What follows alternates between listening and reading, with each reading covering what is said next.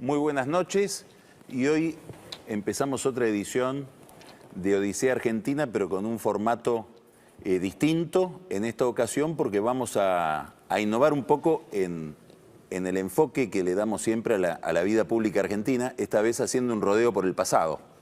Vamos a interrogar a Julio Roca en la figura de Rosendo Fraga, que es un querido amigo que hoy nos visita, y seguramente en todo lo que hablemos sobre Roca va a estar rondando directa o subliminalmente el presente de la Argentina de hoy. Y este año se cumplen 100 años de la muerte de Roca. Y la primera pregunta que se me ocurre hacerte es la más obvia, que es que ¿por qué Roca ha sido importante a tu juicio en la historia de la Argentina? Bueno, yo creo, hay dos niveles. Como líder político, yo creo que hay tres grandes líderes políticos en la historia argentina: Roca, Irigoyen y Perón, que dieron origen a las tres grandes corrientes políticas que gobernaban la Argentina. Ahora, como estadista, me parece que acá Roca tiene una particularidad, ¿no es cierto? Que, en mi opinión, creo que como estadista es primero, el que logró mirar más lejos en su época, y segundo, el que logró concretar más cosas, ¿viste? Es decir, el que logró hacer, ¿no? En alguna medida puede decir que Roca mirar más lejos, ¿qué significa? Bueno, por ejemplo, 1903, Argentina es el primer país que se instala con soberanía en la Antártida. En un momento que ni los ingleses consideraban que la Antártida podía tener algún sentido para ningún país. Pues fíjate que hoy el futuro de la Antártida es un gran tema estratégico, la visión de largo plazo. Bueno, yo diría, mirar lejos, la ley 1420 de educación, ¿no es cierto?, gratuita, laica y obligatoria, digamos, en un momento, digamos, es decir, en esta visión. Entonces yo creo que es el que, viste, tuvo una visión de más largo plazo, iniciar la diplomacia presidencial, viste, el primer presidente argentino que convoca prácticamente simultáneamente un encuentro del presidente chileno con el presidente brasileño, ¿no es cierto?, 1899, prácticamente, ¿no es cierto?, al mismo tiempo. Entonces me parece que el que tuvo una visión, bueno, es decir, la necesidad de unificar la moneda, lo hizo en su primera presidencia. La separación del ejército de las decisiones políticas también. Yo digo, absolutamente. Es decir, la organización del ejército como una fuerza profesional. Claro. Que quizás el que podía hacerlo mejor era él porque era un militar profesional. A ver, en el primer discurso que Roca, en el primer mensaje al Congreso, sí, el famoso mensaje de paz y administración, él dice, los dos temas principales son organizar un ejército que deje de ser una montonera, por decirlo de alguna manera, un ejército profesional, y las comunicaciones, las vías de comunicación. Sí. ¿Por qué te parece que lo obsesionaban esos temas en ese momento? Bueno, desde el punto de vista militar, yo te diría que es muy claro. Pues fíjate que él está tomando el poder pocos meses después de la Revolución de Tejedor, que fue una guerra civil de baja intensidad con aproximadamente 3.000 muertos. Entonces, fíjate, tener un poder militar.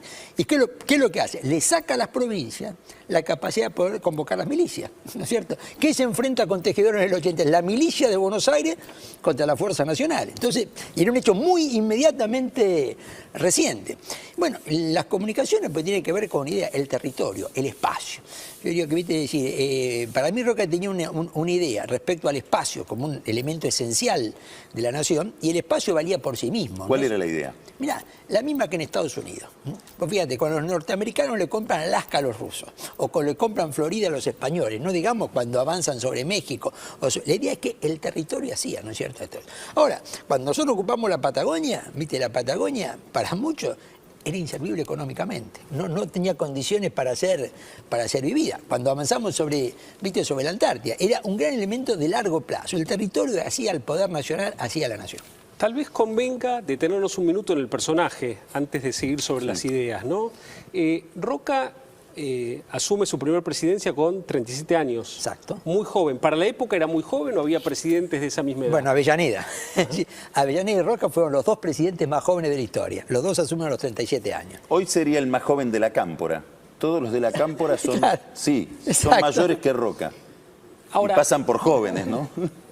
Roca se forma en Concepción del Uruguay, en un colegio de avanzada para esa época. Sería lindo que cuentes qué era el Colegio de Concepción del Uruguay. Y otra cosa, otra pregunta es, ¿Roca representaba las ideas del momento o fue el emergente de ideas novedosas? Es decir, ¿fue heredero de una formación que desembocaba en lo que fue Roca o Roca innova y rompe Bueno, dos cosas, lo que dice Carlos, ¿no? El Colegio Concepción del Uruguay es el colegio que organiza Urquiza para formar la clase dirigente. Ese es su objetivo.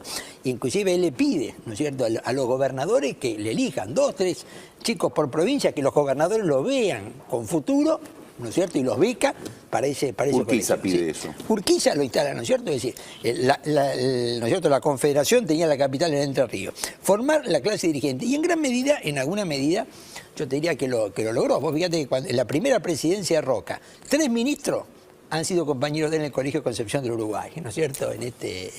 Coetáneos, además. Exactamente, más o menos, viste, de la misma edad, en este sentido. Ahora, yo creo que en alguna medida Roca es el gran hacedor de las ideas de Alberdi. Digamos.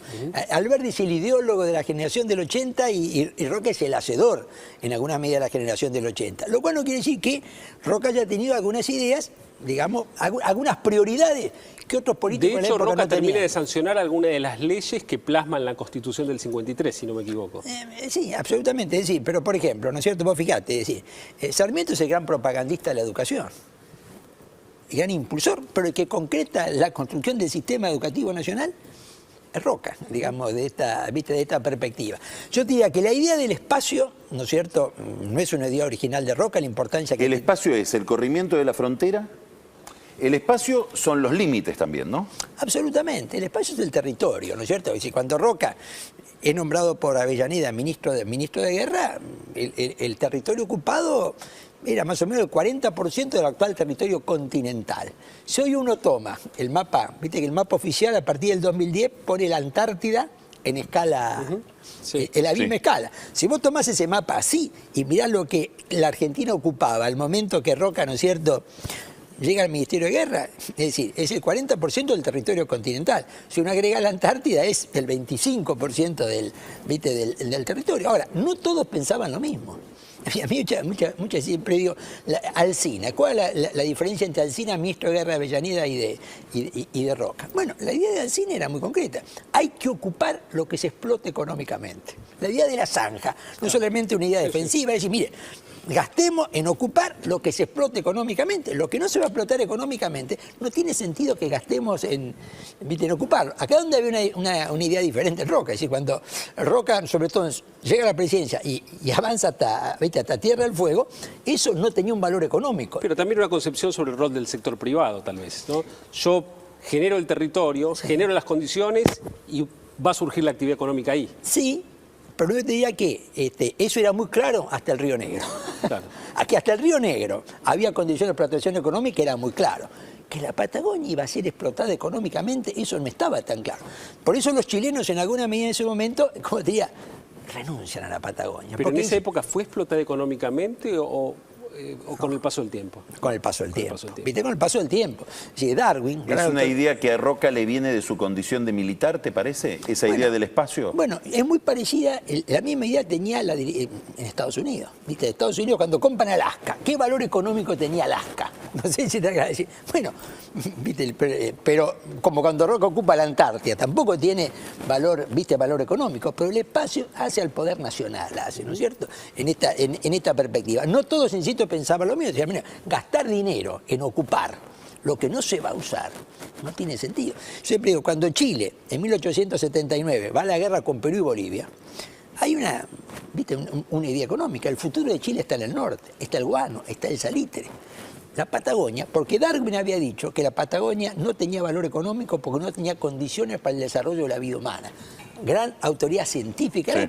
Y entonces en Chile predomina la idea que la opción Pasamos hacia está el al norte. El sur, sabían que era una opción estratégica, o el norte o el sur. Y acá está esta cuestión. También hay una discusión en Argentina a principios de 1879. Entramos en la guerra con Perú y Bolivia contra Chile, o no lo hacemos. Y Roca juega un papel muy importante en no entrar en la guerra. Es decir, bueno, este es el momento de, ¿no es cierto?, avanzar hacia el sur. Ahora me gustaría pasar del espacio al tiempo. Sí. Nico te preguntaba por las ideas de Roca. Yo te preguntaría, la misma pregunta te la haría de esta manera. ¿Cuál es la relación de Roca con su generación y con las generaciones anteriores? ¿Cómo es ese papel de una persona que llega a la presidencia a los 37 años en relación con lo que era la clase política, la clase dirigente del momento? Yo, primero decir, en ideas, yo te digo una palabra, positivismo.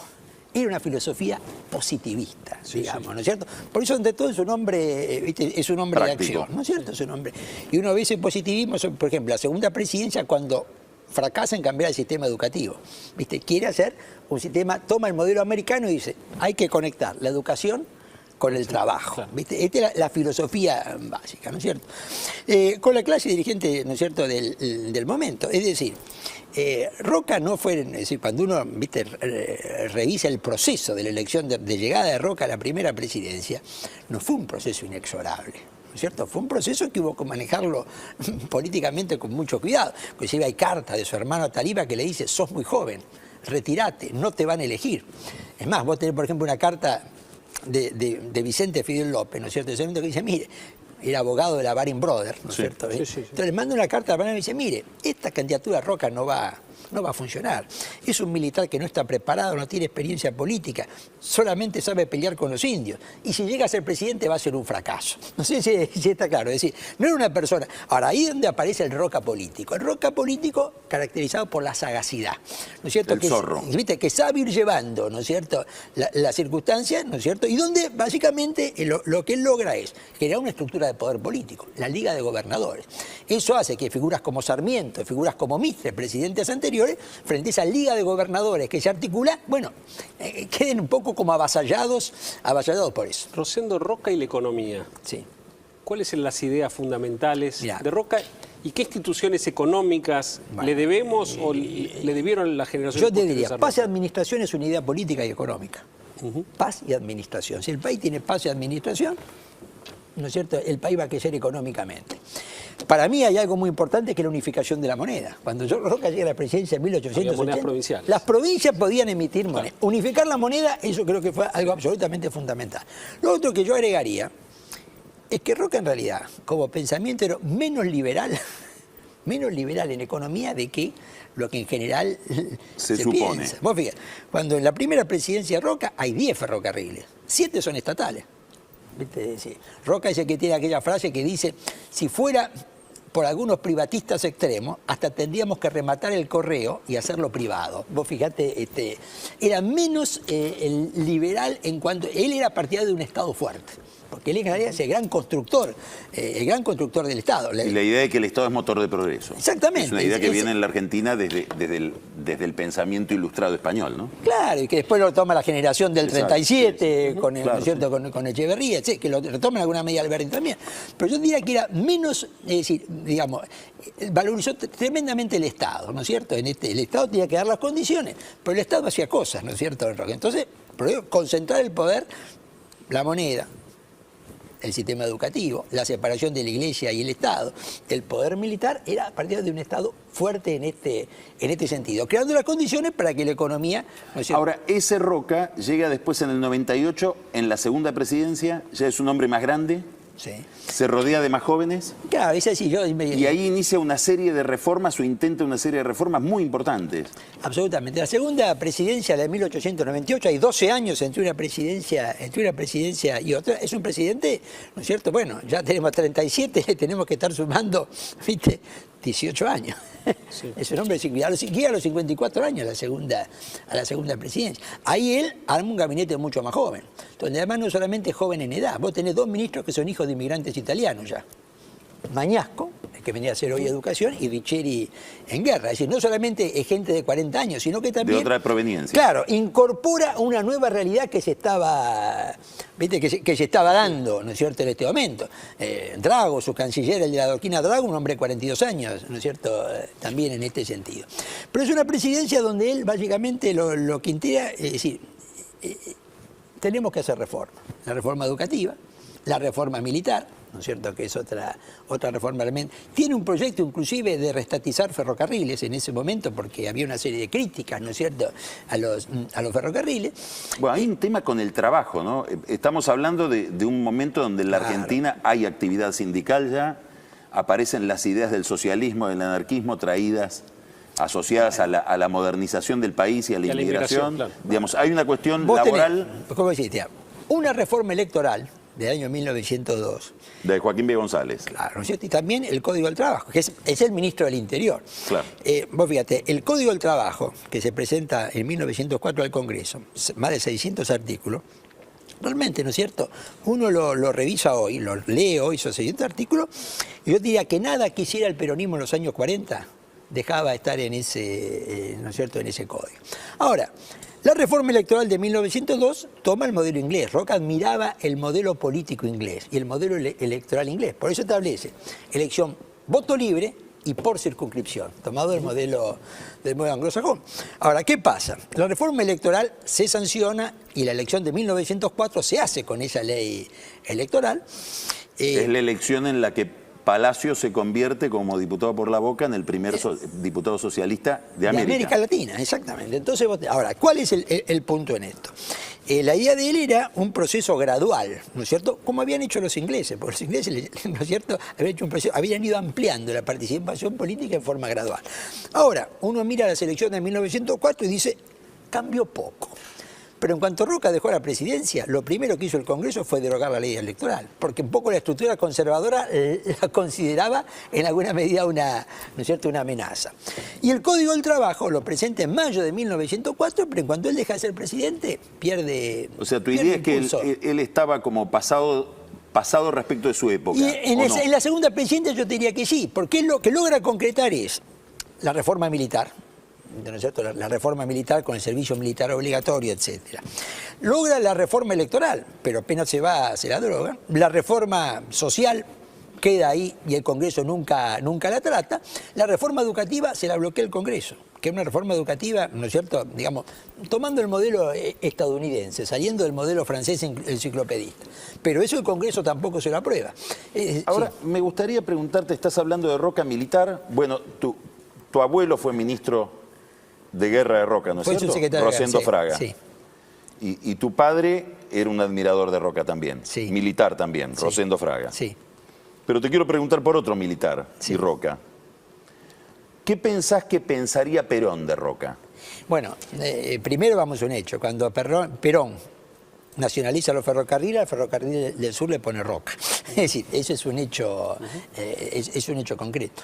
Es decir, Perón era un admirador de Roca, ¿no es cierto?, como había sido también un admirador de General Justo. Es decir, había sido admirador de los dos militares profesionales que habían sido líderes políticos exitosos. Roca, ¿no es cierto?, y Roca y Justo. Es decir, Perón entra después en una línea donde en su discurso no lo cita, ¿no es cierto?, demasiado a Roca. Pero en alguna medida, pues eso, le pone el nombre ¿no es cierto?, al ferrocarril, en alguna medida lo consideraba dos antecesores exitosos. La idea que hoy parece inconcebible, pero en aquella época, ¿no es cierto?, alguien que pudiera ser el caudillo político y militar al mismo tiempo, aparecía como una condición esencial que Perón tenía, que habían tenido Roca y que habían tenido Justo también. Y me gustaría hacerte otra pregunta. Vos hablabas de la Liga de Gobernadores. Sí. Roca es un hombre del interior, es un tucumano, sí, vinculado a familias cordobesas, etc. Sí. Arma una política territorial que a nosotros, sí, hoy con las categorías de hoy nos cuesta pensar, pero que tal vez tendríamos que volver a pensar porque empieza a aparecer de nuevo la política creo que territorial. exactamente, bueno, exactamente. Ahora, nosotros desde el año 2001 en adelante estamos en una política extraordinariamente condicionada por el factor bonaerense. Digamos, sí, desde Duhalde y el mismo Kirchner, sí, es como una alianza entre la provincia de Buenos Aires y el Estado Nacional, sí, en detrimento de las demás provincias. Sí. Exactamente al revés de lo que pensó Roca, digamos, ¿no?, que era que las provincias del interior iban a constituir el Estado Nacional para encuadrar a la provincia de Buenos Aires. Bueno, que en alguna medida fue así, digamos, las provincias, ¿no es cierto? ¿Cómo ves hoy a la Argentina del interior? ¿Cómo ves esta Argentina que tiene casi como oferta política única, pareciera hoy, a dos hombres de la provincia de Buenos Aires y otro, bueno, que es más o menos lo mismo, del área metropolitana, digamos, ¿no? Y agregamos un dato, el presupuesto. Es decir, en el presupuesto de 2015 las provincias tienen la menor participación en los recursos nacionales de la historia. O sea que eso ha tenido un piso entre el 50 al máximo y el 25%. Estamos en 25%, el menor, lo cual, ¿no es cierto?, también te está, ¿no es cierto?, manejando. Bueno, yo siempre digo, ¿sabés?, que durante un siglo y medio ningún gobernador de Buenos Aires logró ser presidente, sí, de la nación. Es decir, desde la Constitución de 1853 ninguno logró ser electo, ¿no es cierto? Porque siempre había una conjunción. La Casa Rosada veía al gobernador como amenaza. Y el interior decía, si se juntan en las mismas manos el poder nacional y bonaerense, ¿no es cierto? Bueno, eso pasó. Se desequilibra ¿no es cierto? El sistema político en detrimento del interior. Yo creo que acá hay una reforma clave que es la eliminación del colegio electoral. La eliminación del colegio electoral en el año 94 hizo que la provincia de Buenos Aires, tener el 28% del colegio electoral, pasara a tener el 40% del voto efectivo al momento de votar. El conurbano tiene el 24%. Uno cada 4 votos para elegir presidente está en el conurbano bonaerense. Y entonces, ¿qué es lo que está? Esto ha generado un cambio geográfico en la política. Por eso, exactamente como vos decís, no solamente de los 3 candidatos que están hoy en primera posición, 2 son de la política bonaerense y otro de la política porteña. O sea, nunca estuvo el poder tan concentrado en Buenos Aires. Rosendo, ¿qué era la Argentina en el contexto regional, por ejemplo, la segunda presidencia de Roca? Bueno, vos entre la primera y la segunda, la Argentina ha tenido un cambio muy importante. Vos, como decía, que viste, en la primera presidencia todavía el PBI argentino y chileno estaba más o menos equilibrado, por dar una referencia. Sí. Cuando llegás a la segunda, el PBI argentino está casi duplicando el chileno y es más grande que el brasileño, digamos. En la segunda presidencia. Claro, en la segunda. Es una Argentina que ya ha despegado. Y esto vos lo ves en el plano político. Es decir, cuando asume la presidencia Roca, él lo llama al presidente chileno para entrevistarse, él lo llama al presidente brasileño, toma, ¿no es cierto?, la iniciativa. Como cuando viene el tema de la doctrina Drago, ¿viste? Es decir, la intervención europea en Venezuela, es Argentina el que lidera la oposición. No solamente en un país que había crecido económicamente, sino que había crecido también políticamente en la región. Bueno, Rosendo. Rosendo, muchísimas gracias. Muchísimas gracias. Interesantísimo, Gracias a ustedes. muchísimas gracias. En el próximo bloque seguimos con Alejandro Pereira hablando de telecomunicaciones.